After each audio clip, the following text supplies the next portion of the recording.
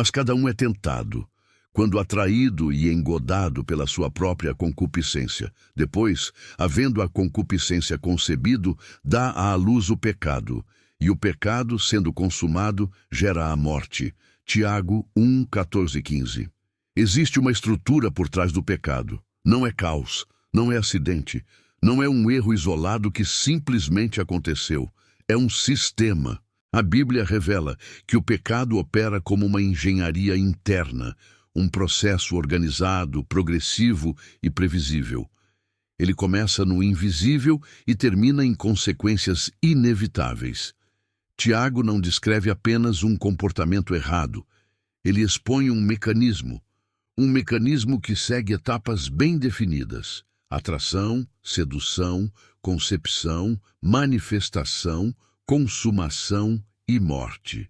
Isso significa que, antes de qualquer queda visível, já existia uma construção acontecendo dentro do homem. Antes do ato, houve um projeto. Antes da prática, houve um alinhamento interno. Antes do erro externo, houve aceitação silenciosa. E é exatamente aqui que a maioria falha. As pessoas tentam corrigir o comportamento, mas ignoram a engenharia que está por trás dele. Elas lutam contra o resultado, mas continuam alimentando o processo. E quem não entende o processo está condenado a repetir o padrão. A pergunta que precisa ser feita não é apenas "por que eu pequei?", mas sim, como esse pecado foi construído dentro de mim. Porque se existe uma engenharia do pecado, também precisa existir uma engenharia de reversão. E é isso que nós vamos expor aqui. Não em nível superficial, não emocional, mas estrutural. Você vai entender como o pecado é formado e como ele pode ser interrompido antes de chegar ao seu destino final. Porque uma coisa é certa: se o processo não for interrompido, o resultado já está determinado. Agora que a base foi estabelecida, precisamos desmontar essa engenharia passo a passo. Tiago revela que o processo começa com 2 movimentos iniciais: atração e sedução. Isso já exige uma correção conceitual importante. O pecado não começa quando você faz. Ele começa quando você passa a responder internamente ao que te atrai. Aqui existe uma distinção crítica. Ser exposto à tentação não é o problema central. O problema começa quando há convergência interna com essa tentação. Tiago é preciso.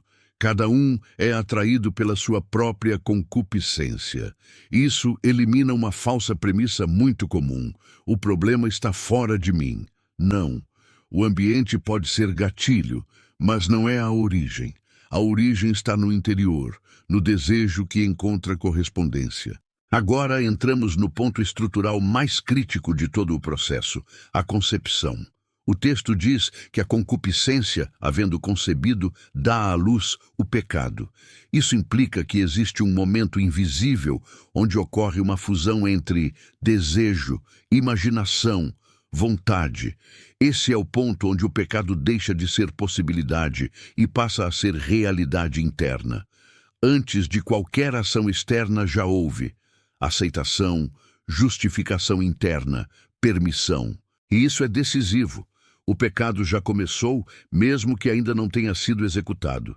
Esse é o nível que Jesus expõe em Mateus 5:28. O coração já realizou aquilo que o corpo ainda não executou. Depois da concepção, o processo se torna progressivo. O pecado nasce, ou seja, ele passa a se manifestar externamente. Mas aqui está outro ponto crítico. O ato não é o fim, é o início de um novo estágio. Tiago diz que o pecado, sendo consumado, gera a morte. Consumado significa amadurecido, desenvolvido, repetido. Ou seja, um ato isolado tende a se tornar padrão, um padrão tende a se tornar hábito, um hábito tende a se tornar estrutura, e uma estrutura molda o destino. Agora precisamos definir morte com precisão bíblica. Não é apenas morte física, é separação de Deus, insensibilidade espiritual, endurecimento progressivo, incapacidade de responder à verdade, Isso explica por que pessoas continuam pecando, mesmo sabendo que estão erradas.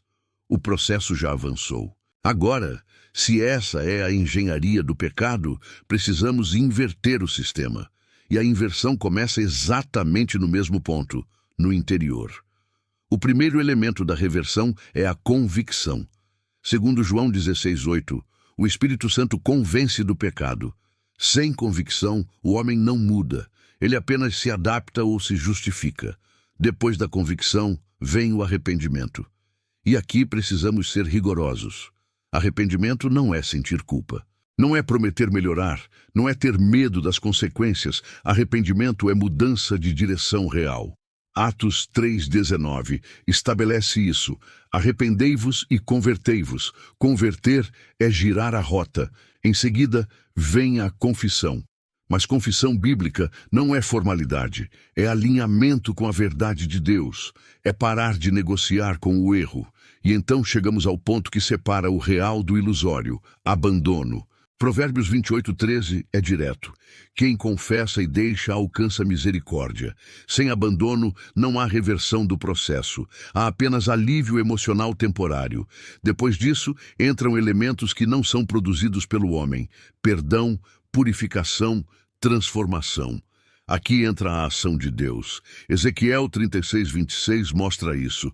Um novo coração é dado. Isso é essencial. O pecado é um problema de geração interna. A solução também precisa ser uma nova geração interna. Por isso, Tiago 1:18 diz que Deus nos gera pela palavra da verdade. Agora observe a engenharia invertida. Antes, concupiscência, pecado, morte. Agora, palavra, transformação, vida.